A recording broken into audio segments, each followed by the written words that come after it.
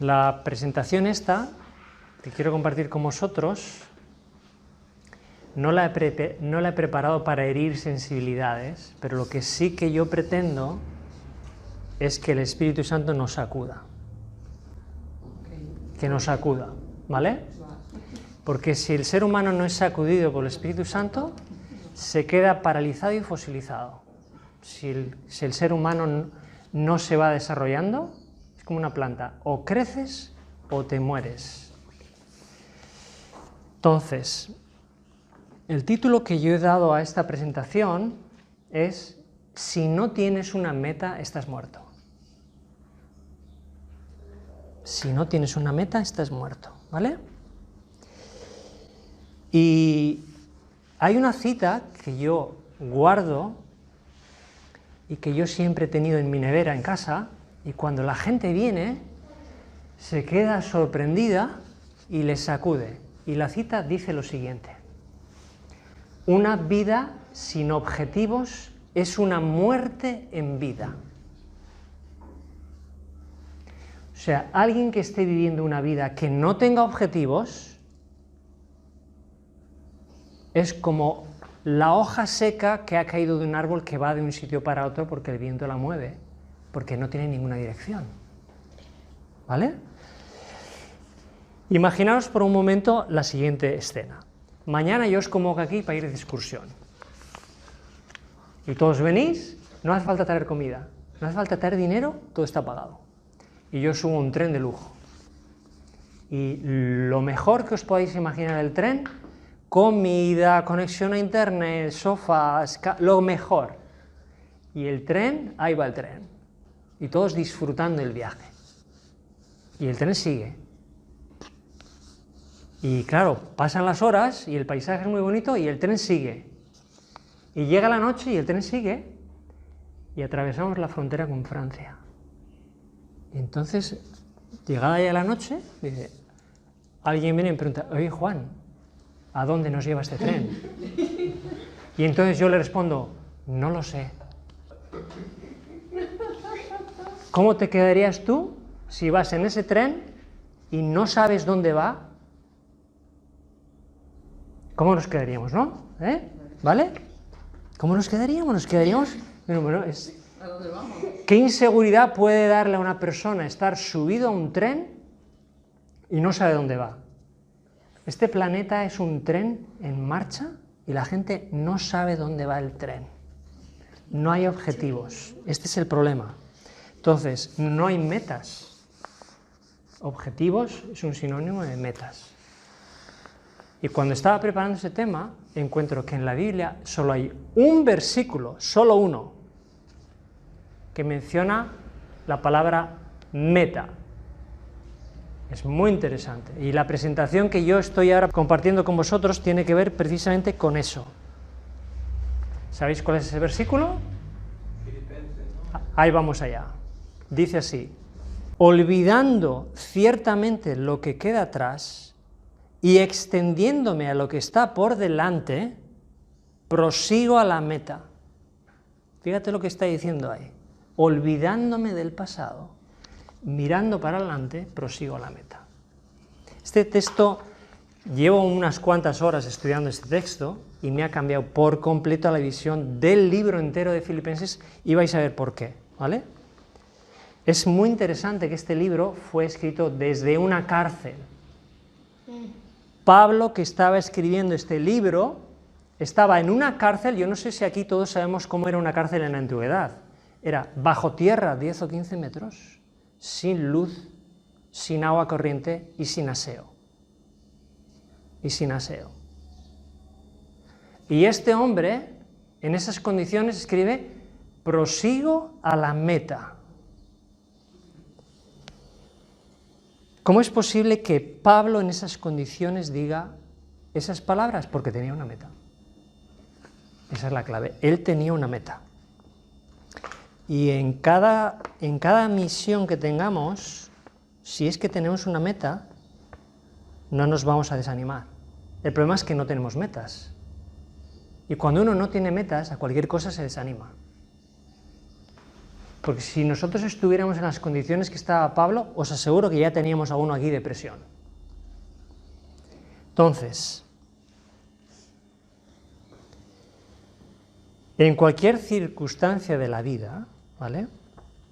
Aun en la peor circunstancia, si tenemos una meta como la de Pablo, vamos a seguir para adelante. Esa es la idea. Pablo dice ahí, el texto que hemos leído dice, prosigo a la meta, curiosamente. Ese verbo he ido a buscar en el diccionario, en griego, ¿qué quiere decir eso de proseguir? Entonces esa palabra quiere decir perseguir y padecer. O sea, yo persigo una meta, es cosa diferente que estar sentado esperando algo. Yo persigo la meta y mientras persigo la meta, yo padezco, porque va a haber inconvenientes cuando cuando una persona tiene una meta. Esas son dos cosas que siempre que tengamos una meta nosotros, sea meta espiritual o sea personal, siempre vamos a pasar por ese proceso. Cualquier cosa. Nosotros mismos cuando levantamos esta iglesia, tuvimos obstáculos. Teníamos una meta, obstáculo. Pasábamos el obstáculo, otra vez venía otro obstáculo diferente. Los obstáculos surgen cuando uno tiene una meta. Cuando uno no tiene meta, no hay obstáculos. Porque no hay nada que se haya planteado, ¿verdad? Y este hombre, Pablo, curiosamente, en ese mismo libro, en Filipenses, si os fijáis en el versículo 8, en Filipenses 3:8, dice, lo he perdido todo. Él lo había perdido todo, o sea que está en una meta, pero habiéndolo perdido todo lo del mundo. Y en el versículo 12 dice, prosigo la perfección. O sea que Pablo estaba en su proceso de alcanzar una meta, pero en el proceso de perfeccionarse como una persona, o como un cristiano. Y también va a decir que nosotros somos, o tenemos que llegar a ser, hijos de Dios sin mancha en medio de una generación perversa. Y en este libro va a dar 4 claves que van a ocurrir en la vida de una persona si tiene una meta. Fijaros qué interesante lo que va a decir Pablo, ¿eh? 4 cosas diferentes van a ocurrir cuando una persona tenga la meta espiritual aquí, estamos hablando de momento. Fijaros, la primera, regocijaos y regocijaos, lo dice 2 veces en Filipenses 4:4. ¿Qué está hablando él? Gozo interior. Cuando uno tiene la meta de Dios, tiene un gozo interior. Número 2, pensar en todo lo bueno. Filipenses 4:8, pensamiento positivo. Tercero, toda oración sea con acción de gracias. Cuando uno tiene bien las ideas claras, cuando uno tiene gozo, cuando uno cumple con estas condiciones que tenía Pablo, tiene agradecimiento. Y ahí está hablando de que toda oración tenga acción de gracias. Y os pregunto, cada vez que vosotros oráis, os pregunto, para vuestra reflexión, ¿cada vez que oráis vosotros dais gracias a Dios por algo? Sí. ¿O solo es, te pido, porque yo he estado en muchas reuniones de oración que parece que la gente no hace más que pedir a Papá Noel o pedir a los Reyes? Que si el trabajo, que si lo otro, que si dinero, que si pidiendo como si tratáramos a Dios como un rey mago. Cuando Pablo está diciendo que en toda oración haya acción de gracias, que es un agradecimiento. Y la última, dice Pablo en Filipenses 4:11, contentarme en cualquier circunstancia. ¿Qué quiere decir eso? Alegría exterior. Fijaros, si hacemos un repaso de las 4, la primera, gozo interior, pensamiento positivo, agradecimiento y alegría exterior.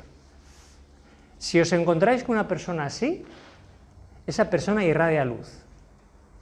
Porque cualquier persona que tenga estas características, fijaros lo que está escrito ahí, cualquier charla de psicología que se esté dando hoy en día, es algo así, que persiguen algo así y que tratan de, por medio de la psicología, tratar de hacernos vivir esto, cuando Pablo, desde la cárcel, 15 metros bajo tierra, está escribiendo esto.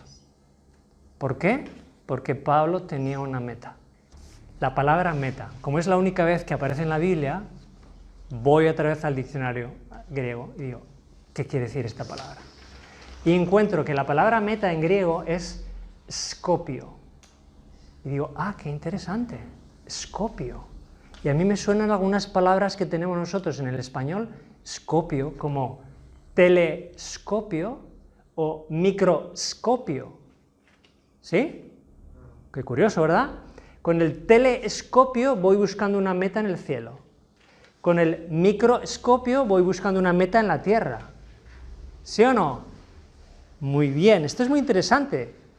Entonces, tenemos dos escopios, nosotros como personas, como cristianos, porque con el telescopio tenemos que mirar la meta celestial, de la que estaba hablando Pablo ahí también. Y con el microscopio tenemos que tener metas en esta vida que estén en consonancia con las metas del cielo. ¿Sí o no? ¿Me seguís? Sí. O sea, lo que quiero presentar aquí es que el telescopio representa la meta espiritual, la que tenía Pablo, y el microscopio representa la meta o las metas que tenemos que tener cada uno como personas. Tenemos que tener metas. Ahora, si yo soy un cristiano, vamos a seguir el ejemplo, que solo miro por el telescopio, yo estoy mirando solamente el telescopio a que Jesús vuelva. Y entonces yo me quedo en la luna. Yo me quedo mirando las estrellas. Porque solo tengo un telescopio. ¿Os suena a alguien, que es un grupo de personas que se quedaron mirando al cielo y se quedaron paralizados? ¿Os suena a alguien en la Biblia, en el Nuevo Testamento? Y de repente viene un ángel y les dice, ¿pero qué estáis haciendo mirando al cielo? ¿Qué estáis haciendo solamente mirando al cielo? Un ángel, cuando Jesús asciende al cielo y los apóstoles se quedan como atontados mirando, pues se ha ido por ahí se quedan parados. Y el ángel dice, ¿pero qué hacéis mirando al cielo? Poneros a trabajar. Poneros a trabajar, esa era la idea, ¿no? Si solo miro por el telescopio, me quedo paralizado a que Jesús venga. Como muchas iglesias que están paralizados, sentados en la silla de la iglesia, esperando a Jesús. No hay microscopio, no hay planes. Entonces, el otro problema que puedo tener es que yo solo miro por el microscopio. Me olvido de la meta celestial, me olvido de el plan que Dios tiene para nosotros en ese sentido, y yo estoy tan enredado en las cosas de esta vida que me olvido de que Jesús viene. Por eso tenemos que tener las dos perspectivas. La meta espiritual, las metas en la tierra. ¿Sí? Bien. Entonces, lo más fácil que a veces puede ocurrir es que el enemigo nos distrae tanto que ni tenemos telescopio ni tenemos microscopio. Entonces, ¿qué ocurre? Que la vida se convierte en una fiesta, donde estamos entretenidos. Esto es lo que puede ocurrir en nuestra vida o en una iglesia, que ya parece que la segunda venida ya no es inminente, está un poquito lejos. Y como, claro, la segunda venida no es inminente, no tenemos ningún plan, entonces vamos a hacer un concierto, otro día una merienda, otro día celebramos el Día del Padre, y entonces perdemos la referencia completamente como iglesia que somos, ¿no? Y lo que convertimos es la iglesia en un club religioso. O lo que dije el otro día a alguien, convertimos la iglesia en una guardería de cristianos. La pregunta ahora, y yo ahora os voy a hacer una pregunta con respecto al microscopio, porque vamos a pensar aquí que todos tenemos nuestro telescopio y que estamos mirando la meta celestial, y ahora yo os pregunto, ¿cuáles son vuestras metas aquí, en esta tierra? Si yo os preguntara, ¿cuántos de los que estáis aquí tenéis metas definidas para este año? Metas no en vuestra mente, metas de, a mí me gustaría, no son propósitos que uno imagina, ¿eh? Lo que yo os estoy preguntando es, ¿cuántos de los que estáis aquí tenéis una meta que habéis escrito en un papel? Este año yo tengo esta meta y tengo definido este plan para poder fijar, digamos, un propósito para cumplirlo. Alguien está intentando levantar la mano, pero la baja. No pasa nada, no pasa nada, estamos aprendiendo aquí, estamos aprendiendo.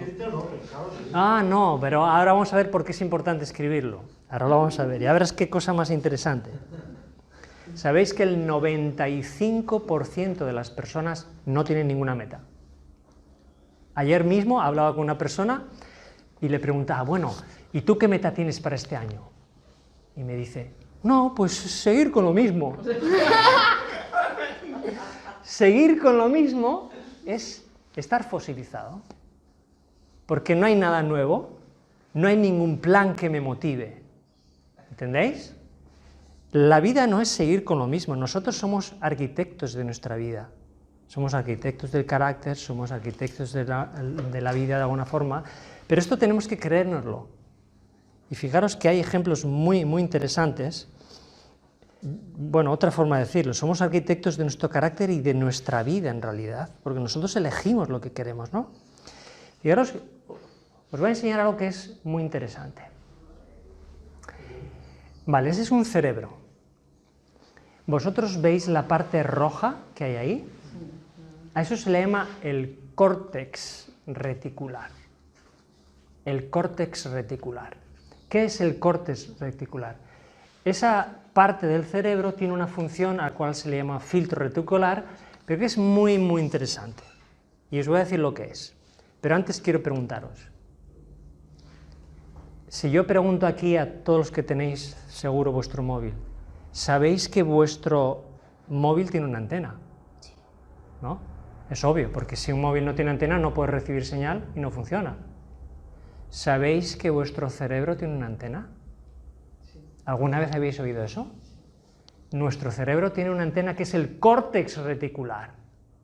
El córtex reticular actúa como antena y cuando esa antena está activada, está buscando señal y buscando información para poder recepcionarla. Cuando no está activada, no funciona. ¿Sabéis cómo se activa esa antena cerebral? Esa antena cerebral se activa en el momento que yo fijo una meta para mi vida. Cuando yo fijo una meta, se activa esa zona del cerebro que habéis visto y esa antena empieza a buscar información para completar el objetivo. De repente escuchas un vídeo que resuena con tu antena porque tú tienes una meta fijada. De repente alguien te habla de algo y resuena inmediatamente y como que va integrando la información porque tú tienes una meta que te has fijado. Y la meta hay que escribirla. ¿Por qué? Porque en el momento o la forma de hacer una meta real, de sacarla del cerebro, es a través del brazo, escribiéndola. Cuando yo escribo una meta, la estoy sacando del cerebro y estoy activando el filtro reticular y el cerebro se pone en marcha. Hasta que yo no lo echo en papel, externamente a mi cerebro, no se activa esa zona del cerebro. Entonces, dicho de otra forma, nuestras metas, una vez que el cerebro se activa, están creando nuestro futuro. Yo tengo una meta, yo estoy creando mi futuro. Porque vamos a pensar que yo me propongo durante este año escribir un libro. Digo, en papel, este año voy a escribir un libro. 12 meses, un capítulo cada mes, sí o sí, cada mes tengo que escribir un capítulo, yo me lo propongo, lo escribo, lo pongo, entonces mi cerebro empieza a trabajar para cumplirlo. Y cada uno tendríamos que tener nuestras metas, además de nuestra meta espiritual, estoy hablando, ¿eh?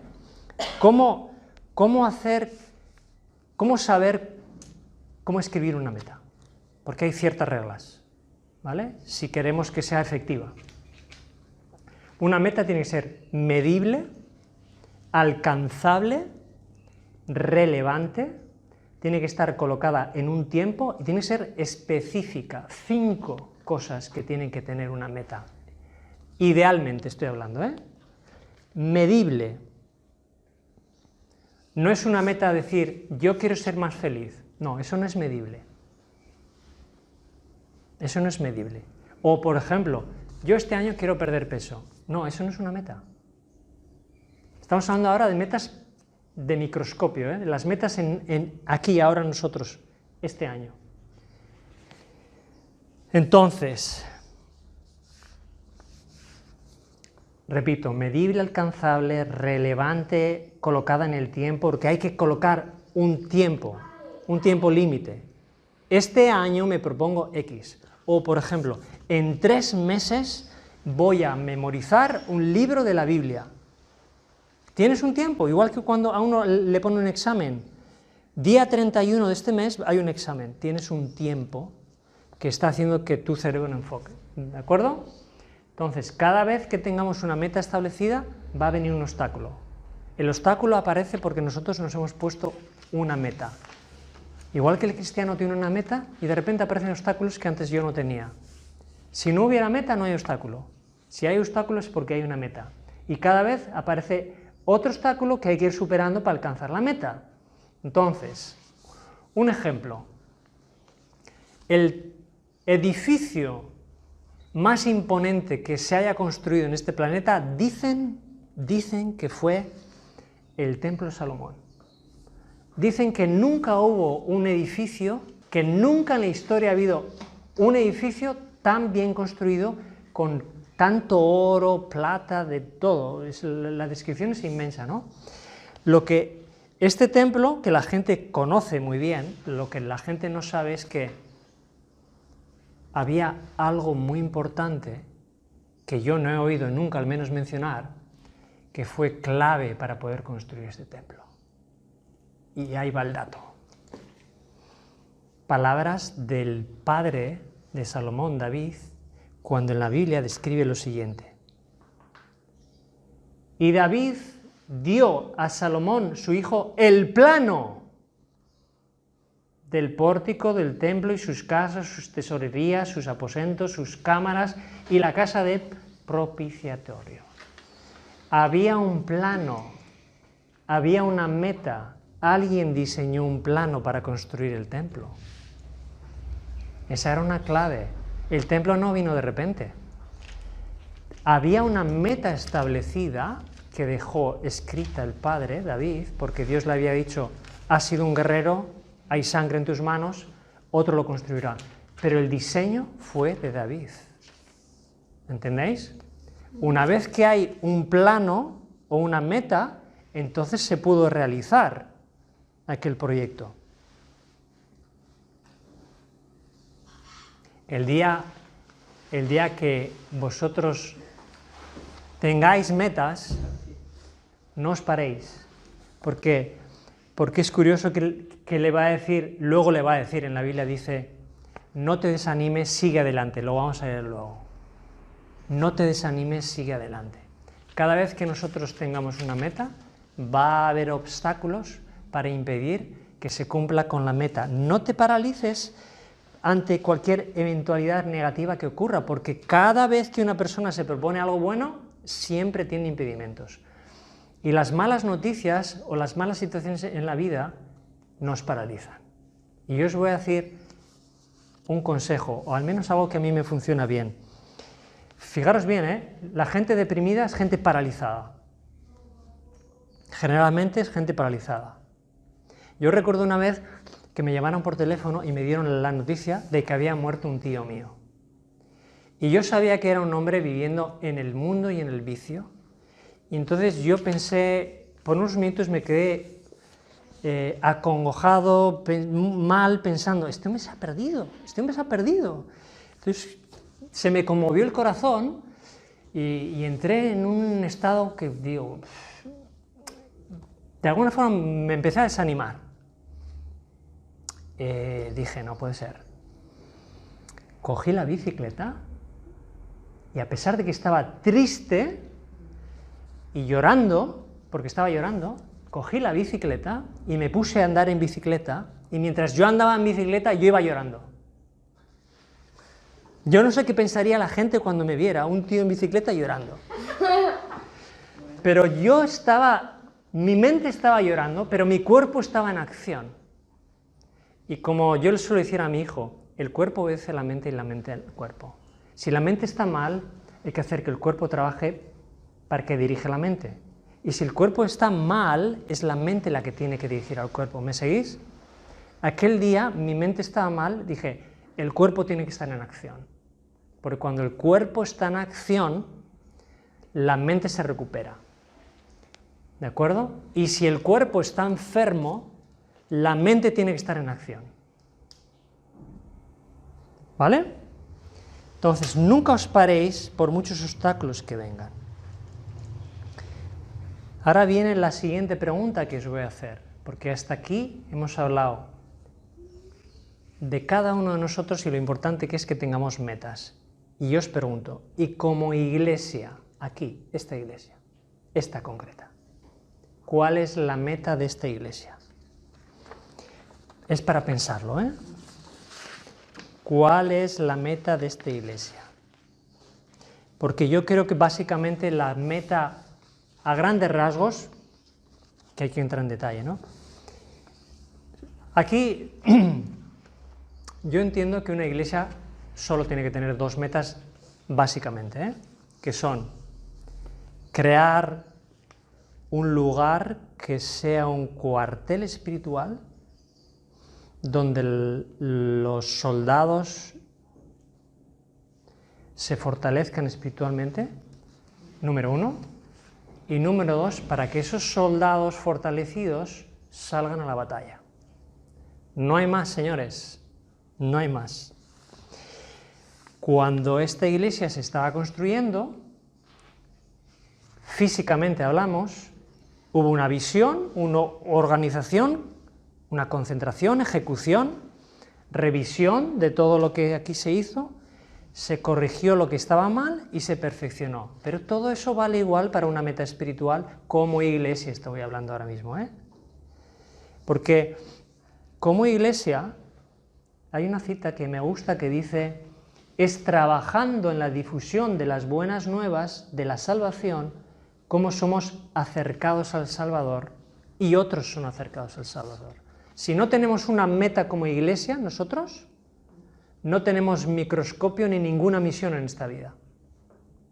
Y ya no hablo particularmente, porque cada uno tiene que tener sus metas, y de hecho, cada uno de los que estamos aquí tendríamos que tener ciertas metas escritas. Y cada uno tendríamos que hacerlo, porque es una forma de dar sentido a nuestra vida, pero también tendríamos que hacerlo como iglesia. ¿Vale? Y aprendemos a lograr metas también cuando imitamos a los que han logrado metas también. Porque es por imitación que nosotros aprendemos, ¿verdad? Y el mismo apóstol Pablo, que hemos visto que desde la cárcel perseguía la meta, al final de su vida va a decir, he acabado la carrera. O sea que Pablo tuvo su meta, tenía muy clara la meta, a pesar de las dificultades, él las superó todas, y al final de su vida va a decir, he acabado la carrera.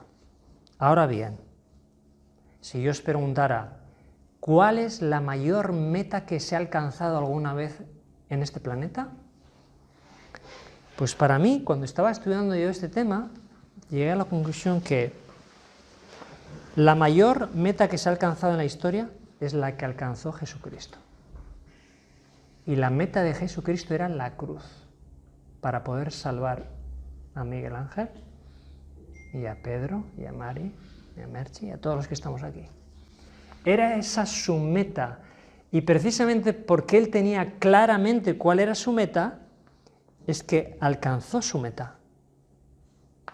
Toda su vida, fijaros bien cómo fue la vida de Jesús, ¿eh? Toda su vida superando obstáculos. Pobreza, un lugar de residencia o de nacimiento o de vida, Nazaret, de muy mala fama.